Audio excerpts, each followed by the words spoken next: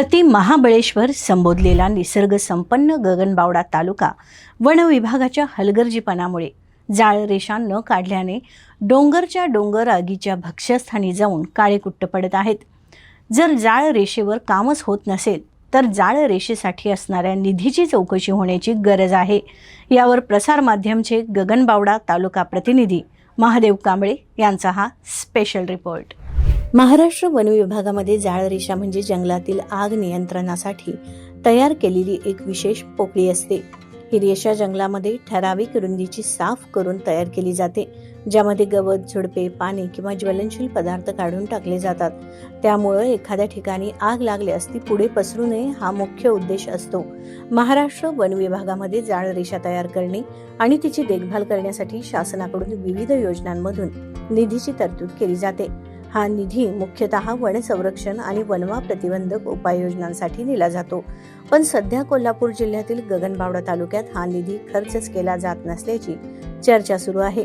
निसर्ग संपन्न तालुका म्हणून गगनबावडा तालुक्याची ओळख आहे। येथील वनसंपदेने प्राण्यांचे रक्षण होण्यासाठी जाळ रेषा काढण्याची गरज आहे।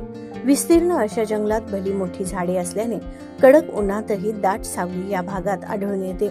औषधी वनस्पती सुद्धा या ठिकाणी आढळून येतात।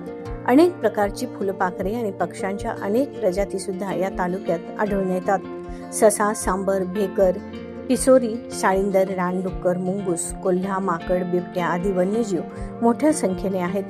पर्यटकांचे व अभ्यासकांचे आकर्षण असलेले शेकरू सुद्धा इथे आढळून येतात। अशा निसर्गरम्य तालुक्यात वन विभागाने जळीत रेषा न काढल्याने डोंगरच्या डोंगर जळून काळेकुट्ट होऊ लागले आहेत।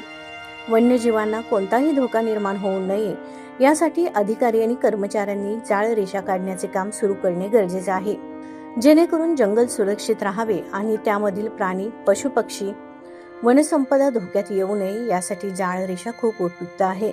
जर अपघाताने आग लागलीच तर यासाठी रस्त्याकडेला असणाऱ्या भागात प्रथम जळीत रेषा काढून या भागातील सुक्या गवताला जाळले जाते। त्यामुळे जंगल सुरक्षित राहण्यास मदत होते।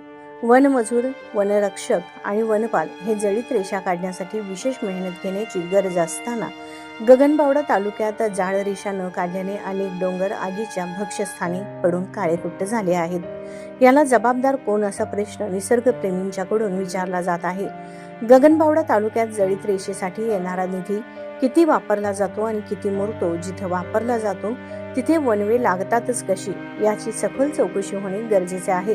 वन्यजीव सुरक्षित राहावे आणि जंगल संपत्तीचे जतन व्हावे यासाठी जळीत रेषा काढणे खूप आवश्यक आहे।